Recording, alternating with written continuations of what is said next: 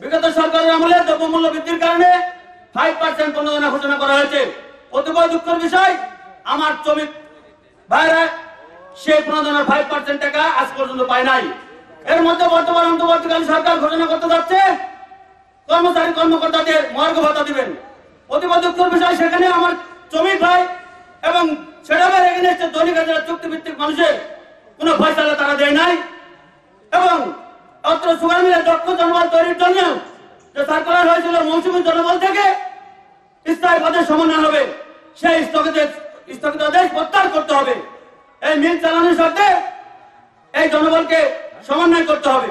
আন্দোলনের এই রাজনৈতিক সভা মিলে আজকে পর্যন্ত রোটেটিং শিপ 5 সাল থেকে আজকে পর্যন্ত আমরা পাই নাই। এর কি সমাধান তাও জানেন না।